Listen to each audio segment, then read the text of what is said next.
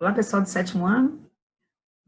Estou aqui para dar continuidade aos conteúdos do capítulo 3. Né? Renata falou sobre os módulos 10, 11 e 12. Vamos falar sobre os módulos 13 e 14, que vai falar sobre os ciclos biogeoquímicos. Tá? Então, para ficar mais fácil, eu vou passar uns slidezinhos para vocês.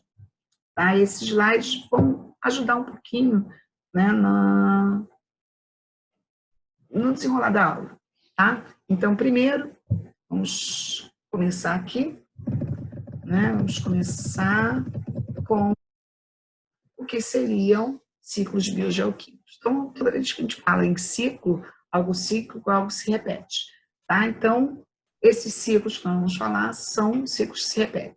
Biogeoquímicos. A palavra biogeoquímica é a construção de 3 partezinhas, né? Então, bio significa, vocês devem saber, ser vivo, né? Geo tem a ver com o meio ambiente, terra, né? E químicos são exatamente os elementos químicos que estão presentes aí na natureza. Tá? A gente pode dizer que esse biogeoquímico seria quase que o ciclo da matéria, porque vai envolver seres vivos. Tá? Fatores que influenciam na velocidade de um ciclo biogeoquímico. A gente pode dizer que a própria natureza do elemento interfere nesse processo. Tá? Outro fator, então pode ser mais rápido ou mais lento.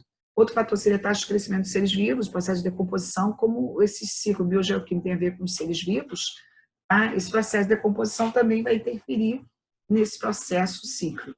Aí a ação antrópica, né? O ser humano, que desde poluição, né, agropecuária, de uma forma geral, ele interfere nessa velocidade. Tá? Então, por que esses ciclos são importantes? Que seria uma forma da gente entender como é que é esse vai e vem desses elementos químicos na natureza.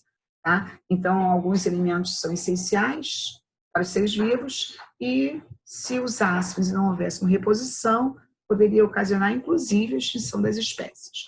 Vamos começar pelo ciclo do carbono.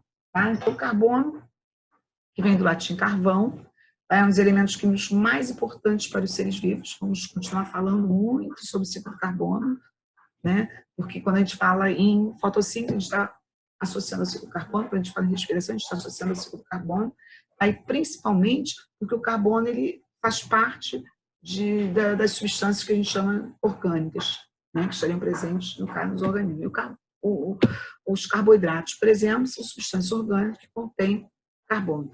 Importante, né, quando a gente fala até em relação, vou passar logo aqui o esqueminha, porque muita informação, eu prefiro que vocês vão ficar com esse material disponível, né, então vai haver disponibilização desse material e tem algumas informações. Então, importante, quando a gente fala em ciclo do carbono, é importante reforçar, por exemplo, o gás carbônico, a atmosfera também daqui, ó, CO2, ele tem carbono na sua molécula. Quando a gente fala nas substâncias orgânicas, como os carboidratos, tem carbono na sua molécula. Então, a gente pode dizer, né, que o ciclo do carbono, ele vai basicamente estar associado a esses processos. Tá? Então, as plantas vão, durante o processo de fotossíntese, vão conseguir captar esse gás carbônico. Esse gás carbônico vai reagir com a água, lembra da fotossíntese? Gás carbônico reage com a água, com a ajuda da energia luminosa do sol, e nessa síntese, nesse processo, a formação de novas substâncias. Então, a formação do carboidrato, a formação de oxigênio, depois a gente vai falar em fotossíntese de novo, quando falar em ciclo do oxigênio. Tá? Então, o importante é o seguinte, esse carbono vai ser captado pelas plantas no processo de fotossíntese, esse carbono vai passar agora a fazer parte dos carboidratos. Esses carboidratos vão formar o corpo das plantas, e as plantas, quando servirem de alimento para os seres heterótrofos, quando são seres autótrofos, conseguem produzir matéria orgânica, conseguem produzir seu próprio alimento a partir de substâncias inorgânicas, né, como o gás carbônico. Então, a partir do momento que ocorreu a fotossíntese, esse carboidrato, essa glicose vai ficar no corpo das plantas, e no processo, na cadeia alimentar, processo de alimentação, vai passar das plantas para os herbívoros para os carnívoros, ou seja, direto ou indiretamente, esse alimento vai passar, esse carbono vai passar para os demais seres vivos. Tá? Inclusive, esse processo de alimentação. Inclusive, quando os seres decompositores fazem decomposição da matéria orgânica, eles desmancham essa matéria orgânica e devolvem o carbono ao solo. Aqui tem, no caso, os combustíveis fósseis. É importante a gente reforçar que os combustíveis fósseis são, na realidade, reservatórios de carbono. Lá no passado, né, essas plantas, animais, né, principalmente micro-organismos, acabaram sendo soterrados. Nesse processo de soterramento, com uma decomposição incompleta, praticamente sem contato com oxigênio, houve a formação desses combustíveis fósseis. E aí o carbono que estava nesses componentes orgânicos, essa matéria orgânica, no organismo vivo, ao morrerem, eles sofreram esse processo e houve essa transformação, formando os combustíveis fósseis. Então, esses combustíveis fósseis que estavam armazenadinhos, guardados ali, né, como se fosse reservatório no subsolo, a gente, quando descobriu a importância desses combustíveis, inclusive, né, fazendo, no caso, seus produtos, subprodutos, então você tem aí, na realidade, o petróleo, tendo vários derivados, formando gasolina, óleo diesel, né, querosene, etc.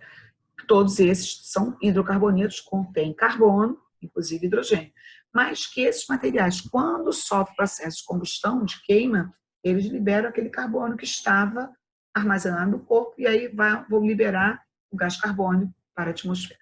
E aí você tem, quando a gente fala o gás carbônico tem um lado importante para o efeito estufa, que o carbono na atmosfera ele vai funcionar como uma proteção. Então, ele vai formar, né, esse efeito estufa, que é benéfico para a Terra, exatamente porque impede que os raios, né, o calor da Terra saia completamente. Então, você tem dias e noites sem grandes variações. Com o aumento da concentração de gás carbônico, o que acontece? Esse gás carbônico na atmosfera ele vai bloquear mais, ou seja, menos calor sai da Terra, aí você tem a Terra mais aquecida, que é o que a gente chama de aquecimento global. Tá?